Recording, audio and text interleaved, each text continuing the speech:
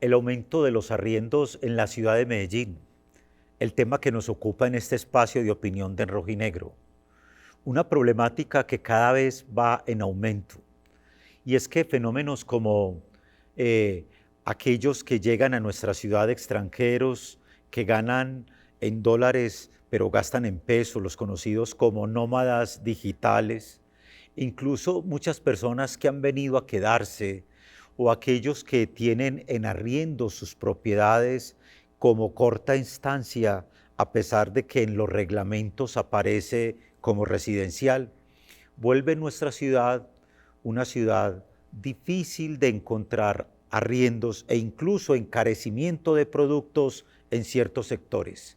Es el tema que nos ocupará en Rojo y Negro, donde acompañados de la directora jurídica de la Lonja de Propiedad Raíz de nuestra ciudad, analizaremos esta problemática.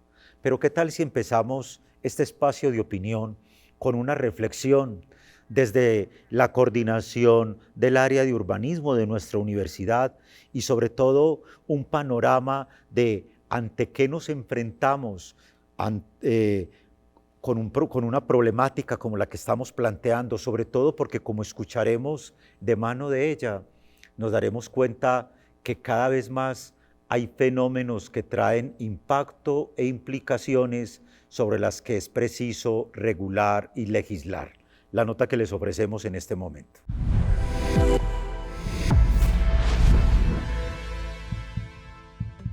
Cuando hablamos del fenómeno del aumento del arriendo, es un elemento que no podemos verlo concentrado en este único momento, sino que viene de un proceso más atrás de la ciudad, así como es la ciudad, ¿cierto? Que es un proceso en el que se va construyendo. La ciudad ha ido creciendo como en valores, esas transformaciones que han ido ocurriendo en la ciudad la han ido dotando de valor, un valor que todos lo vivimos con la infraestructura, el espacio público, etc.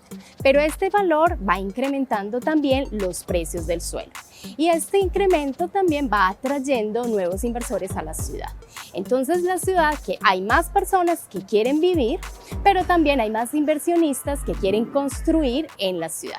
Esto va produciendo que hayan nuevos inversores que no necesariamente son locales, que empiezan a construir vivienda no necesariamente para los habitantes de la ciudad, y esto va incrementando el precio de la vivienda y es un fenómeno que venimos viviendo desde años atrás. Esto va generando unos topes en el valor y por consecuencia va jalando también los valores del arrendamiento.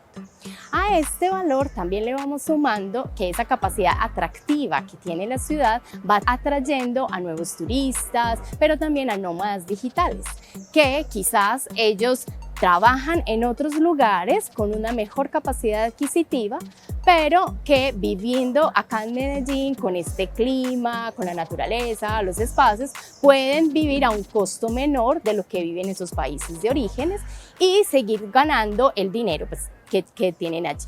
Eso hace también que las rentas para ellos, van a ser de un valor mucho más alto que para las personas locales. Y a esto le sumamos además que está este fenómeno reciente, más o menos reciente, del Airbnb, en el que ya las personas deciden arrendar sus viviendas a estas otras personas, no necesariamente familias de la ciudad, y que por un corto periodo pueden obtener mejores rentas que en un arrendamiento normal. Otro factor es que a este nuevo crecimiento de la vivienda y que vivimos en un valle estrecho, esto va haciendo que haya menos suelo para construir. Eso asimismo incrementando otra vez, es otro factor que incrementa el valor del suelo y va a generar presión sobre el precio de la vivienda y los arrendamientos.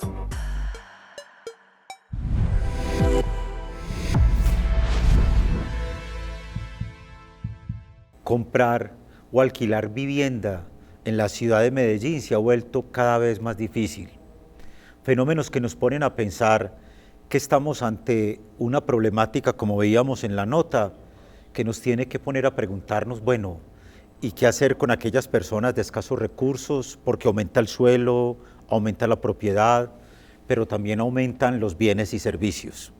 Y precisamente para hablar sobre esta problemática nos acompaña María Alejandra Pérez, quien es la directora jurídica de la Lonja de Propiedad Raíz de Medellín. Bienvenida, María. Muchísimas gracias, gracias por invitarme. Este tema, como siempre digo, nos encanta. Piensa uno en un tema como este y nos preguntamos, desde La Lonja, ¿cómo ven el panorama de la ciudad de Medellín, sobre todo ese crecimiento en el último tiempo, donde cada vez más vemos los arriendos a costos elevados, fenómenos que llevan a que efectivamente las personas con menor poder adquisitivo se vean impactadas negativamente? ¿Qué análisis pueden hacer ustedes allí? Bueno, yo creo que lo primero es decir que definitivamente no vemos el turismo como problemática, sí. ¿Cierto? Lo vemos como oportunidad, pero es una oportunidad que plantea muchísimos retos. Uno de ellos está claramente ligado al acceso a la vivienda, ¿cierto? El tema sobre todo se complica en arrendamientos, en la disponibilidad de inmuebles para el arrendamiento de vivienda permanente para los residentes de la ciudad, porque claramente ese turismo también genera la llegada de una moneda mucho más fuerte que empieza a subir los precios, por una parte por la moneda, pero otra parte obviamente por la alta demanda, que si no crece también la oferta, lo que va a hacer es definitivamente disparar los precios.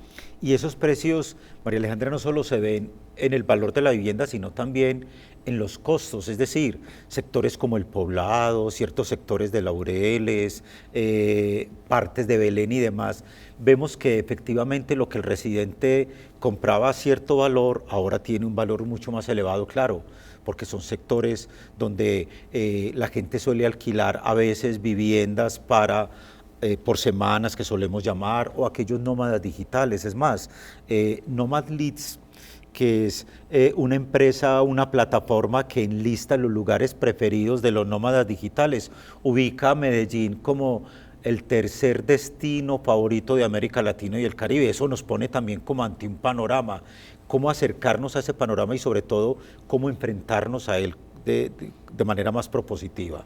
Bueno, esta es una de las razones. Nosotros desde el gremio normalmente siempre estamos tratando de hacer un poco de pedagogía sobre los elementos que empiezan a jalar el valor del precio de la vivienda, específicamente digamos en arrendamiento, aclarando que no solamente es el turismo, aunque este es uno de los factores y uno de los factores cada vez cierto como más fuertes, que más jalona el crecimiento en los precios.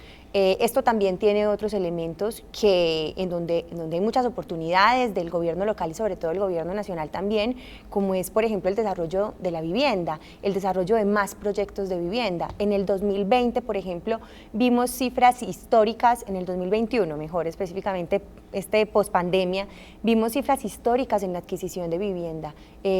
Fueron más de 200.000 viviendas, creo que es la cifra que tuvimos de viviendas vendidas en el país, ¿cierto? El mayor número en la historia de Colombia, y esto se debió también a elementos como esos subsidios, esas ayudas a la tasa de interés, también para la clase media, ¿cierto? Y esto no se debería satanizar, porque cuando le damos estas ayudas a la clase media, lo que hacemos es que haya una mayor oferta de inmuebles, y hoy lo que nos está faltando es precisamente la oferta, ¿cierto? Entonces una parte es el tema de la adquisición de vivienda, del desarrollo mejor de vivienda, de proyectos de vivienda para que haya más disponibilidad en el mercado, y otra parte la que mencionabas, claro, ¿cómo negarlo?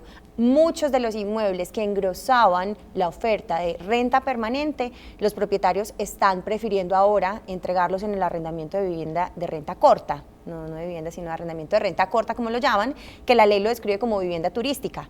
Y esto tiene unas regulaciones, pero después del 2020, que tuvimos todo este boom del nómada digital que se sumó al turista que ya nos venía, pero ese turista que antes venía era de corta estancia, bastaba con un hostal, bastaba con una cama y bastaba con una habitación de hotel.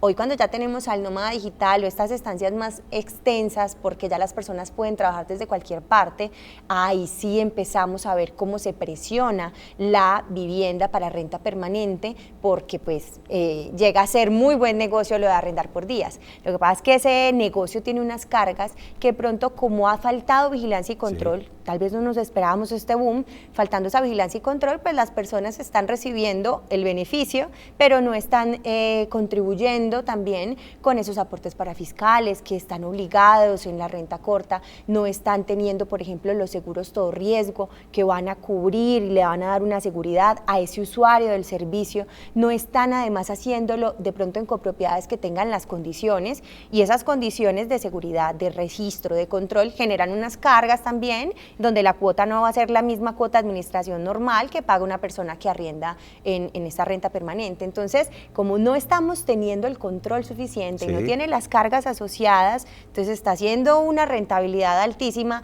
muy jugosa, pero que está generando también unas cuestiones de convivencia, de seguridad muy negativas, y que se están empezando ya a evidenciar en los residentes, que empiezan a ver de manera negativa el turismo, que no es negativo. Esa creación de alertas nos lleva indiscutiblemente a decir, bueno, tenemos una ciudad con un gran atractivo como Medellín, buen clima, paisajismo, grandes ofertas de muchos niveles.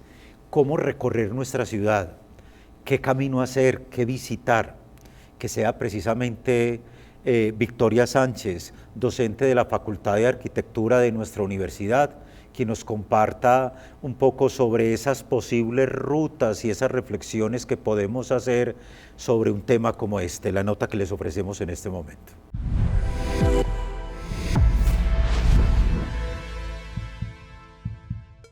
Medellín no es la única que tiene estos problemas, hay muchas ciudades que están siendo víctimas de su éxito. Medellín es una ciudad exitosa, mundialmente conocida, muchas personas quieren venir a visitarla y eso es maravilloso, pero digamos que la presión y las dinámicas que genera eso, en parte, no es la única razón, pero uno de los motivos por los que estamos viendo también estos cambios tan dramáticos en los precios de los alquileres de las viviendas. Y muchas ciudades, grandes ciudades en otros contextos, como en París o en Nueva York, Londres, que también tienen problemáticas similares, mucho más turísticas, por ejemplo Venecia, que ya prácticamente no tiene habitantes viviendo en la ciudad, sino que todo es más orientado al turismo, pues obviamente también han empezado a organizarse para crear unas dinámicas y unas reglas de juego más claras para controlar y para regular este tipo de arrendamiento de corto plazo que está orientada pues al sector del turismo. Ese tipo de regulaciones sería, por ejemplo, definir unos mínimos o unos máximos, unos topes máximos anuales de lo que las personas pueden alquilar al año de las viviendas, que no sea todo el tiempo, sino que sea solamente unos días al año en algunas ciudades. Otras experiencias que se han implementado es también exigirles a los propietarios de esas viviendas que se van a alquilar para el turismo por corto plazo, que las registren como una actividad comercial, porque eso también las ayuda a tener las mismas cargas que tiene, por ejemplo, un hotel. En otras ciudades lo que se ha buscado implementar es también delimitar por lo menos unos polígonos de protección de barrios tradicionales para que esas dinámicas no sean tan fuertes, que cambien de una manera tan drástica el cuadro de los habitantes que viven allí, o en otros casos incluso pues una serie de incentivos desde la ciudad para que las personas conviertan nuevamente sus viviendas de corto plazo en viviendas para arrendamiento a largo plazo, que realmente eso es lo que requerimos también en las ciudades, sobre todo en un país como el nuestro, donde una gran cantidad de la población en las grandes ciudades vive en arrendamiento.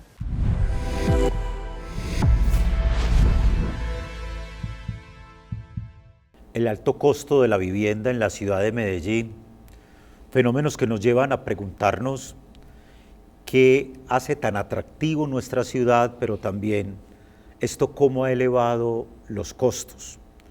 Cuando María Alejandra ya en el segmento anterior nos hacíamos todas esas reflexiones, casi que de entrada uno podría decir, estamos ante una gran desventaja de aquellas personas que tienen sus viviendas como residencia, aquellas que las tienen para rentas fijas o rentas por corto plazo.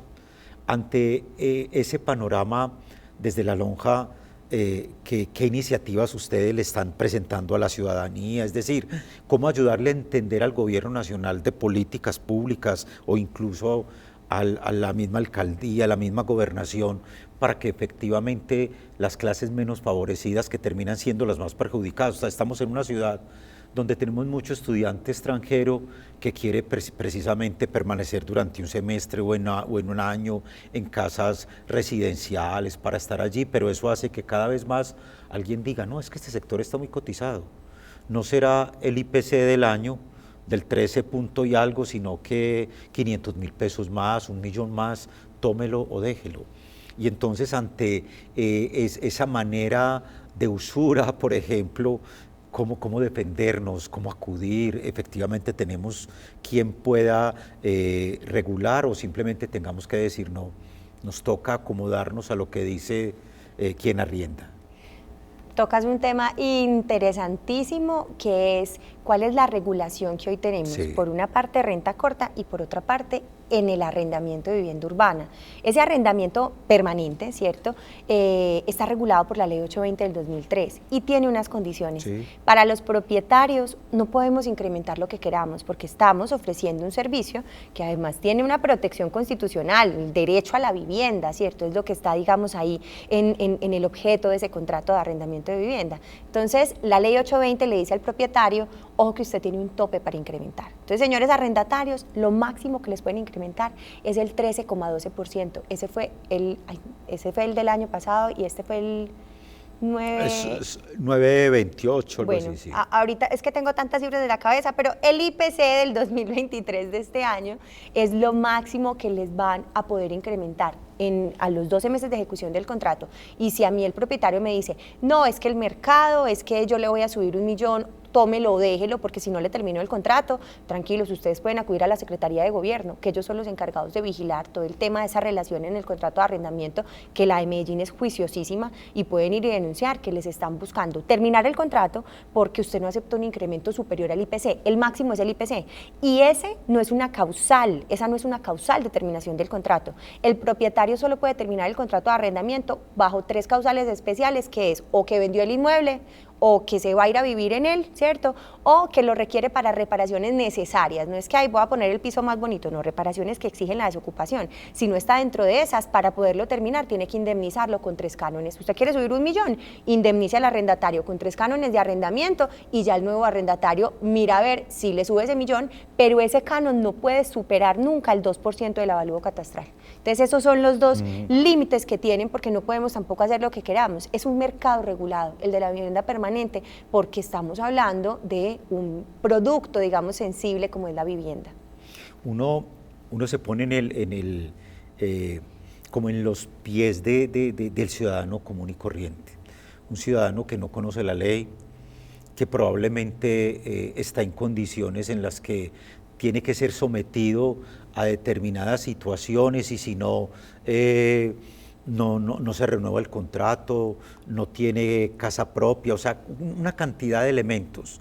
Ese ciudadano de a pie que no conoce la ley, que no conoce todo lo que le estamos planteando en un escenario de este tipo, ¿a quién acude? Decía usted, a la Secretaría de Gobierno, pero también en un momento determinado, ¿cómo tiene que volverse resiliente para que efectivamente sepa que el mercado de la tienda del poblado será más costosa que el mercado de la tienda, qué sé yo, de otro barrio, donde no se esté dando ese fenómeno? Ante eso, ¿hay quien nos apoye o indiscutiblemente estamos a merced del mercado de turno ante arriendos de este tipo? Bueno, primero para aclarar la cifra que te decía, 9,28%. Sí. IPC de este año es lo máximo que les van a poder incrementar en el arrendamiento de vivienda, señores arrendatarios. Pero además planteabas algo muy importante y es todo el tema del incremento en los costos, no solo de la vivienda, Sí, del claro. mercado, ¿cierto? Todo lo que vemos. Hay también que entender que por una parte hay unas dinámicas de mercado y esa mano invisible del mercado de la que tanto nos hablan, que tiene unos límites en la regulación. Nosotros desde el gremio no estamos de acuerdo tampoco con el prohibicionismo. La renta corta no se puede controlar, o no creemos que la manera de controlarla sea la solución que han encontrado algunos países, digamos Nueva York, entonces como estado, decidió que no iba a permitir la renta corta para apartamentos, para inmuebles totales, precisamente por la escasez de vivienda que se estaba presentando, y ya prohibió el arrendamiento de inmuebles, sino que ya solamente para arrendar por días puedes arrendar habitaciones. ¿Y esto que generó? Un mercado paralelo, un mercado alterno, lo que llamamos un mercado negro, que ya no se da por las plataformas principales, sino por Facebook, Instagram, Google, claro, etcétera. Entonces no creemos que sea el prohibicionismo, sino más bien mirar lo que tenemos hoy, mirar las maneras de exigir que se cumpla, porque es que no se está cumpliendo. Entonces, claro, como la renta corta no tiene controles, los propietarios están tomando la decisión, pero además no están entendiendo toda la problemática asociada cuando yo lo hago de manera ilegal. Si yo no tengo ese seguro de todo riesgo, hace poco yo contaba una historia que es real, una persona tenía a unos huéspedes y uno se tira del balcón. Entonces, mire toda la problemática que puede estar asociada a esa actividad, todos los riesgos, pero que la gente todavía no está entendiendo, está viendo solo la parte bonita. Por eso es importante el desarrollo que hoy estamos viendo de proyectos pensados para ello. Lo mencionabas, decías, vemos por ahí en la publicidad que dicen se permite la renta corta, es lo ideal.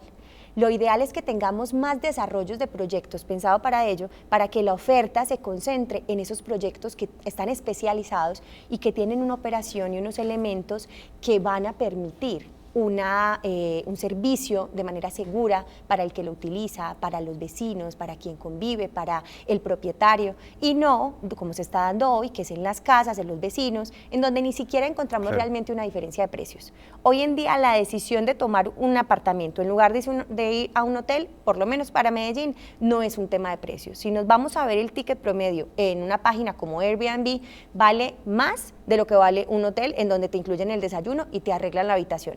Hoy la decisión está pesando o está siendo más inclinada por el tema de la no vigilancia, de que cuando un propietario me autoriza el ingreso, entonces ese huésped va a poder ingresar con cualquier persona, y allí es donde empezamos a ver las problemáticas sociales, donde esa persona de pronto ingresa con una menor de edad, de explotación sexual de menores, donde estamos hablando de problemas de seguridad, de problemas de convivencia, por fiestas, por ruido. Entonces ahí es donde necesitamos unas políticas importantes. Por una parte, todo ese incentivo al desarrollo de los proyectos de vivienda y a la adquisición de vivienda por clase media y también por personas de menos recursos con el BIS y el BIP, pero también el tema de la regulación de la renta corta para que se exijan las condiciones, y de esta manera el propietario sabe que es un chicharrón, que le van a poner una multa por infracción urbanística por utilizar ese inmueble para la renta corta de manera ilegal, mejor lo deja en renta permanente, que hoy en día no es una mala rentabilidad, es una muy buena rentabilidad y con muchos menos chicharrones, como decimos aquí en Medellín. Cuando uno se enfrenta a este panorama, uno quisiera pensar, ¿acaso hay puntos de equilibrio? Es decir, podemos poner una balanza como la justa medida de no el prohibicionismo como lo ha planteado usted, pero sí como las regulaciones, el acatar las normas, el entender que la convivencia puede estar, y de hecho está, y para eso son los códigos de policía y demás, por encima de cualquier otra consideración, o estamos muy lejos de alcanzar puntos de equilibrio en ese sentido. Hace poco conversaba con un congresista de la República, con Daniel Carvalho, y él decía algo que me parece muy importante mencionarlo, y es que no le estamos hablando al turista, ¿cierto?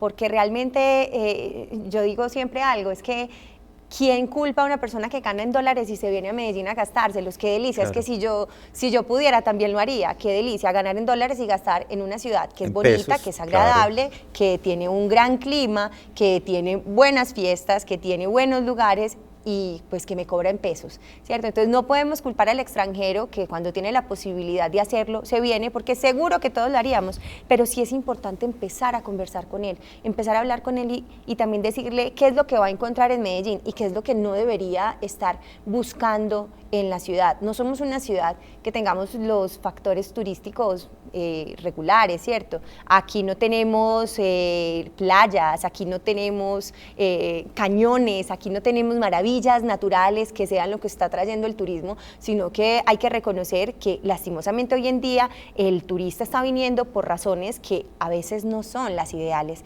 En muchos casos es la amabilidad y la calidez de la gente. Es una ciudad muy bonita también, a veces se nos vuelve paisaje, pero es una ciudad bastante bonita, pero también es la fiesta, también es la prostitución, también son las drogas, y hay que empezar a conversar con ese turista para que entienda que sí va a encontrar y que no debería estar buscando en la ciudad. Y esto nos ayuda también a generar un control social para que haya menos mercado subterráneo, sí, que es el que también muchas veces empieza a alterar tanto los precios.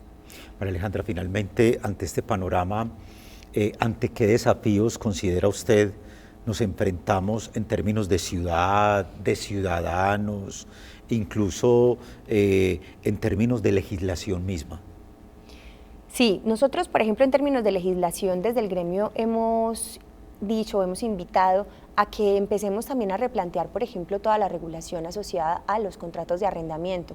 Hoy en día o estamos frente a una renta corta, que la ley entiende como vivienda turística, que es el contrato inferior a 30 días, o estamos ante la ley de arrendamiento de vivienda urbana. Todo lo superior a 30 días se va por ley 820, y esto es una ley que es bastante exigente, que exige una anticipación de 3 meses para notificar una terminación, que tiene unas condiciones de incrementos, ¿cierto? Es bastante proteccionista del arrendatario, pero que tiene unas condiciones que están pensadas para los arrendamientos de larga estancia, ¿cierto? De mínimo 1 año. Entonces hay que entrar a pensar en ese nómada digital, que se está quedando 2 meses. ¿Cierto? Entonces es un arrendamiento temporal que no nos cabe ni en la renta corta ni en la renta permanente. Por este lado es importante, y claramente, y lo seguimos diciendo, hay que incentivar el desarrollo de vivienda, porque es que hoy el tema es de oferta. Qué rico que haya más proyectos pensados para la renta corta, así no se pelea tanto esta renta corta con la vivienda urbana,